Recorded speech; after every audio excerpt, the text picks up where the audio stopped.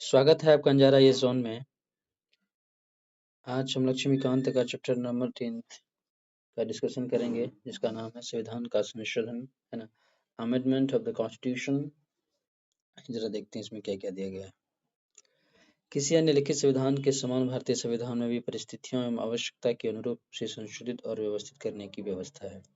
हालांकि इसकी संशोधन प्रक्रिया जो अमेंडमेंट की जो प्रोसेस है, ब्रिटेन के समान आसान अथवा अमेरिका के समान अत्यधिक कठिन नहीं है। दूसरे शब्दों में भारतीय संविधान न तो लचीला है और न ही कठोर, ये दोनों का क्या है, सम्मिश्रण है ना।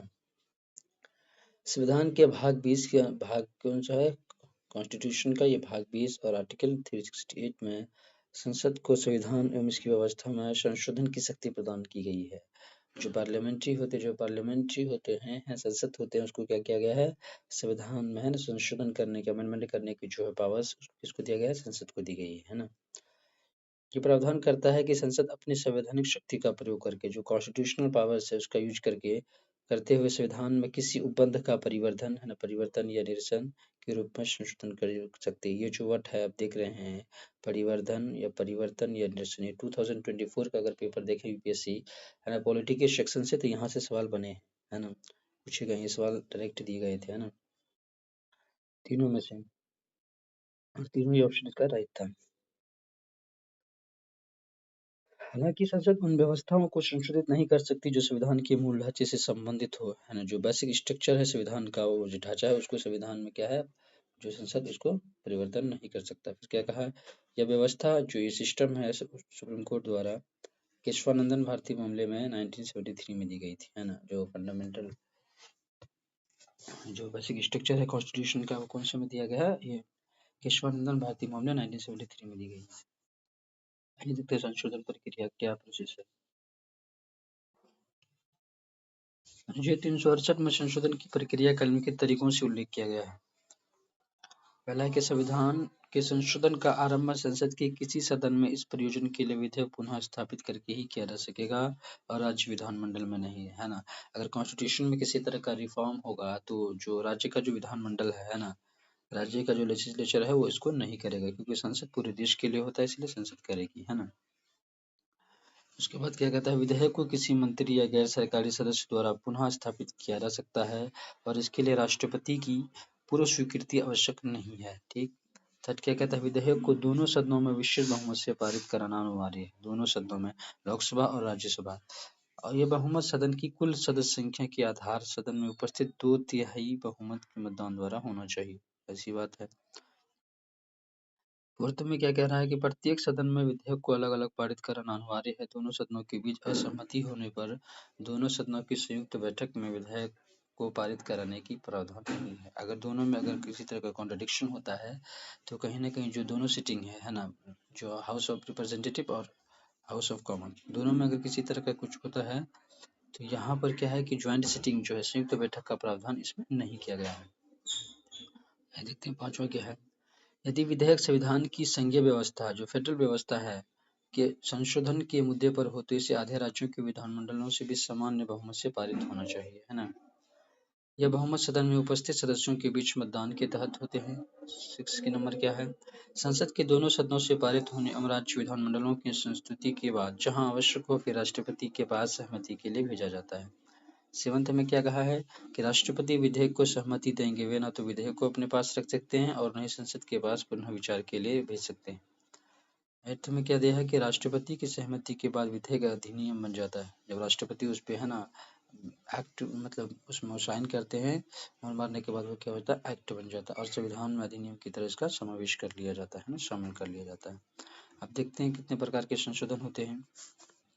तो कॉन्स्टिट्यूशन का कौन सा भाग है ये, है ना। अगर भाग की अगर हम बात करें तो कॉन्स्टिट्यूशन का पार्ट ये कौन सा है, 20 में। आर्टिकल बात करें तो 368। याद रखना 2024 में यहाँ से सवाल पूछे गए हैं, है ना। ये जो हम सब आपको बता दिए, यहाँ पे जो 3 वर्ड है इससे सवाल पूछे गए हैं।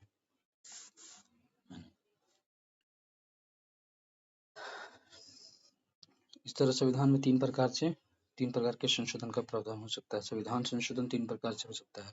संसद के साधारण बहुमत द्वारा संशोधन होगा, संसद के विशेष बहुमत द्वारा संशोधन होगा और संसद के विशेष बहुमत द्वारा एवं आधे राज्य के विधानमंडलों द्वारा संशोधित उपरांत संशोधन के माध्यम से होता है ना। जरा नेक्स्ट पेज पे देखते हैं साधारण बहुमत से क्या क्या हो सकता है। संविधान के अनेक उपबंध संसद के दोनों सदनों द्वारा बहुमत में संशोधित किए जा सकते हैं। अनुच्छेद 368 की सीमा जो बाउंड्रीज हैं उससे बाहर व्यवस्थाओं में शामिल है। नए राज्यों का प्रवेश या गठन ये साधारण बहुमत से सबका हो सकता है। नए राज्यों का निर्माण उसके क्षेत्र या जो उसका बाउंड्रीज उसकी सीमाओं में से संबंधित राज्यों के नाम जो चेंजेस होते हैं आजकल बहुत ज़्यादा देखने को मिल रहा है, तो ये साधारण बहुमत से होता है। राज्य विधान परिषद का निर्माण या उसकी समाप्ति करनी है। दूसरी अनुसूची राष्ट्रपति, राज्यपाल, लोकसभा अध्यक्ष, न्यायाधीश आदि के लिए प्रलुब्धियां, भत्ते, विशेष अधिकार आदि भी शामिल है। संसद में जो गणपूर्ति का जो सिस्टम है ना, उसमें भी संसद के सदस्यों के वेतन एवं भत्ते, संसद प्रक्रिया में नियम, संसद एवं इसके सदस्यों और इसकी समितियों के विशेष अधिकार जो प्रिविलेज है हर संसद को मिला हुआ। संसद में अंग्रेजी भाषा का प्रयोग ये भी साधारण बहुमत से होता है। और सुप्रीम कोर्ट में जो अवर न्यायाधीशों की संख्या है, जो जुडिशरी की जो संख्या है, और उच्चतम न्यायालय के न्याय क्षेत्र में ज़्यादा महत्व प्रदान करना, राजभाषा का प्रयोग करना, नागरिकता की प्राप्ति एवं समाप्ति भी साधारण बहुमत से होता है। संसद एवं राज्य विधानमंडल के लिए अगर निर्वाचन करनी है तो इसके लिए भी है। निर्वाचन क्षेत्रों का पुनः निर्धारण, केंद्र शासित प्रदेश यूटी की बात की जा रही है। पांचवी अनुसूची और अनुसूचित क्षेत्रों एवं जनजाति जो एससी है और एसटी जो है का जो प्रशासन है 5th शेड्यूल में उसको भी दिया गया है।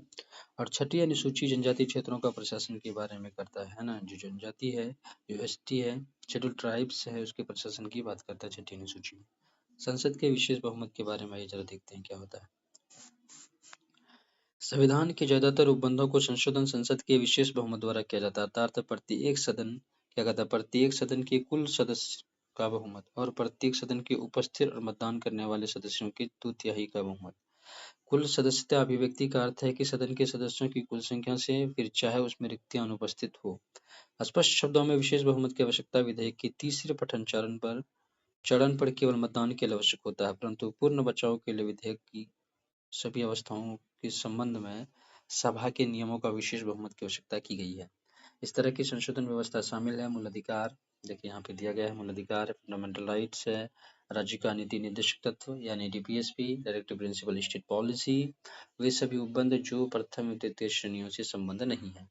संसद के विशेष बहुमत एवं राज्यों की स्वीकृति के द्वारा अगर हम बात करें, देखते हैं क्या है। नीति के संघीय ढांचे से संबंधित संविधान के उपबंधों को संसद के विशेष बहुमत द्वारा संशोधित किया जाता है। इसके लिए यह भी आवश्यक है कि आधे राज्य विधानमंडल में साधारण बहुमत के माध्यम से उनको मंजूरी मिली हो। यदि एक या कुछ बचे राज्य विधेयक पर कोई कदम नहीं उठाते तो इसका कोई फर्क नहीं पड़ता। आधे राज्य उन्हें अपनी संस्तुति देते हैं तो औपचारिकता पूरी हो जाती है, जो फॉर्मेलिटी है कहीं ना कहीं वो कंप्लीट हो जाती है और विधेयक को स्वीकृति के लिए राज्यों की कोई समय सीमा निर्धारित नहीं है। देखिए राष्ट्रपति का निर्वाचन में इसकी प्रक्रिया में लागू होता है। केंद्र व राज्य के जो एग्जीक्यूटिव शक्तियां हैं, पावर का जो एक्सपेंशन करेंगे उसमें है। और सुप्रीम कोर्ट, उच्चतम न्यायालय या हाई कोर्ट में भी इस तरह की बात होगी। केंद्र व राज्यों के बीच जो विधायी शक्तियां जो लेजिस्लेचर पावर है ना, उसका डिवीजन किया गया है। वस्तु एवं सेवा कर जीएसटी के बारे में है ना। 7वीं अनुसूची 7th शेड्यूल है, संबंध में कोई विषय अगर डाला जाता है उसके बारे में है। संसद में राज्यों का प्रतिनिधित्व, जो संसद में जो स्टेट वाइज जो रिप्रेजेंटेटिव्स है उसके बारे में दिया है। और संविधान का संशोधन करने की संसद की शक्ति और इसके लिए प्रक्रिया 308 में दिया गया है ना। संशोधन प्रक्रिया की अब देखिए आलोचना क्यों होती है, जो अमेंडमेंट प्रोसेस की जो है क्रिटिसाइज क्यों होता है। फर्स्ट क्या कहता है कि संविधान संशोधन के लिए किसी विशेष निकाय जैसे संवैधानिक सभा, अमेरिका या संवैधानिक परिषद हेतु कोई उपबंध नहीं है। संसद को संवैधानिक शक्ति व्यापक रूप से प्राप्त है, कुछ मामलों में राज्य विधानमंडल को नहीं है। ये बात कहता है राज्य की तुलना जब करते हैं हम, स्टेट की तुलना जब हम पार्लियामेंट्री फॉर्म यानी यूनियन लिस्ट से करते हैं, है ना, तो कहीं ना कहीं ये संसद से करते हैं तो दिक्कत हो जाती है। संविधान संशोधन की शक्ति संसद में निहित है। इस तरह अमेरिका के विपरीत राज्य विधानमंडल राज्य विधान परिषद के निर्माण या समाप्ति के प्रस्ताव के अतिरिक्त कोई विधेयक या संविधान संशोधन प्रस्ताव नहीं ला सकता है। ये भी संसद इसे या पारित कर सकती है या नहीं, इस पर कोई कार्रवाई नहीं कर सकती है। बिल्कुल यहाँ पे दिया है, देखिए संविधान के बड़े भाग को अकेले संसद ही विशेष बहुमत या साधारण बहुमत द्वारा संशोधित कर सकती है। सिर्फ कुछ मामलों में राज्य विधानमंडल की संस्तुति भी आवश्यक होती है, वो भी उनमें से आधे है, जबकि अमेरिका में ये 3/4 राज्यों द्वारा अनुमोदित होना चाहिए। अमेरिका में ऐसा सिस्टम नहीं है ना। ये जरा देखते हैं यहाँ पे अर्थ में क्या है कि संविधान ने राज्य विधानमंडल द्वारा संशोधन संबंधी मंजूरी या उसके विरोध को प्रस्तुत करने का समय सीमा निर्धारित नहीं की है। वह इस मुद्दे पर मौन है कि अपनी संस्तुति के बाद क्या राज्य इस मामले में वापस ले सकता है। पांचवा क्या कह रहा है कि किसी संविधान संशोधन, किसी भी कॉन्स्टिट्यूशनल अमेंडमेंट के एक्ट के संदर्भ में गतिरोध हो, यानी कॉन्ट्रडिक्शन हो, तो संसद की दोनों सदनों की संयुक्त बैठक का कोई प्रावधान नहीं है। हम बोले ज्वाइंट सिटिंग का कोई प्रावधान नहीं है। दूसरी तरफ साधारण विधेयक के मुद्दे पर संयुक्त बैठक आहूत की जा सकती है ना, बुलाई जा सकती है। संशोधन की प्रक्रिया विधानमंडलीय प्रक्रिया के समान है। केवल विशेष बहुमत वाले मामले के अतिरिक्त संविधान संशोधन विधेयक को संसद से उसी तरह पारित किया जा सकता है जैसे साधारण विधेयक, है ना, दिया है। और सातवां क्या है, संविधान संशोधन प्रक्रिया से संबंध व्यवस्था बहुत अपर्याप्त है, अतः ये न्यायपालिका को संदर्भित करने का व्यापक अवसर होते हैं।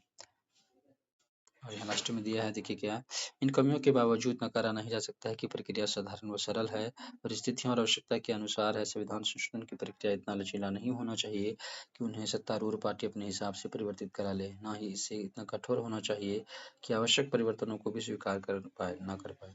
केसीवीयर ने ठीक कहा कि लचीलेपन व जटिलता के बीच बेहतर संतुलन है, इसने कहा है केसीवीयर। इस संदर्भ में पंडित जवाहरलाल नेहरू ने संविधान सभा में कहा, हम इस संविधान को इतना ठोस बनाना चाहते हैं जितनी अस्थायी हम इसे बना सकते हैं। संविधान में कुछ भी अस्थायी नहीं है, है ना, इसमें कुछ लचीलापन होना चाहिए। यदि आप संविधान को कठोर अस्थायी बनाते हैं तो आप राष्ट्र की प्रगति को रोकते हैं। इसी तरह डॉक्टर बी आर अम्बेडकर ने संविधान सभा में महसूस किया कि सभा ने संविधान पर अंतिम और भ्रमित मोहर लगाने से स्वयं को दूर रखा, और उसने कनाडा की तरह लोगों को संविधान संशोधन का अधिकार न देने तथा अमेरिका या ऑस्ट्रेलिया की तरह असाधारण नियमों और शर्तों को पूरा करने के बाद संशोधन प्रक्रिया से स्वयं को दूर रखकर किया है, बल्कि संविधान संशोधन हेतु सरल प्रक्रिया बनाई है। केसीवीयर भारत के संविधान में विभिन्न प्रकार की संशोधन प्रक्रिया के प्रशंसक है। वे कहते हैं कि संशोधन जो अमेंडमेंट की जो व्यवस्था है, यह विविधता, बुद्धिमत्तापूर्ण जो डाइवर्सिटी है, इंटेलेक्चुअल है, लेकिन मुश्किल से मिलने वाली है। ग्रेनविल ऑस्टिन के अनुसार संशोधन प्रक्रिया अपने आप में सिद्ध करती है कि संविधान का सर्वाधिक स्वीकार्य भाग, यद्यपि ये बहुत जटिल है, ये काफी विविधता गुण वाला गुण है। जो डाइवर्सिफिकेशन है इसमें भी क्वांटिटी है, क्वालिटी है ना, इस तरह की बात करता है। तो चैप्टर नंबर 11 था, है ना। तो यहाँ से सवाल पूछे गए हैं, आपको इसमें क्या याद रखना है, इसके भाग से संबंधित याद रखना है आपको कि भाग 20 में है, और आर्टिकल कितने हैं, 368 में है। और इसमें किसी तरह का भी जो है फंडामेंट जो बेसिक स्ट्रक्चर है कॉन्स्टिट्यूशन का, वो संसद भी नहीं अमेंडमेंट कर सकता है ना। और इसमें जो 2024 में यहाँ से सवाल पूछे गए हैं, और ये यहाँ से सवाल बनते हैं। कुछ चीज़ों को देखना है, शब्द जो है रिपल्स दिया गया है, रिपल्स वाला शब्द वहाँ पे जो दिया गया था। और इसमें याद रखना है कि जो पार्लियामेंट्री होते हैं, जो संसद होते हैं, है ना, उसको अमेंडमेंट करने का अधिकार है ना। और कितने तरह के मतलब जो है अधिकार है इसमें, मतलब विशेष बहुमत संसद के मतलब दिए गए हैं विधेयक के बारे में, है ना। जरा यहाँ पे देखें अगर हम लोग, देखिए दिए गए हैं संशोधन की प्रकार है ना, कितने प्रकार का होता है ना, साधारण बहुमत क्या है, विशेष बहुमत क्या है। तो इस तरह से आप देख सकते हैं। मिलते हैं नेक्स्ट वीडियो में, जब तक के लिए एंजॉय कीजिए आप लोग।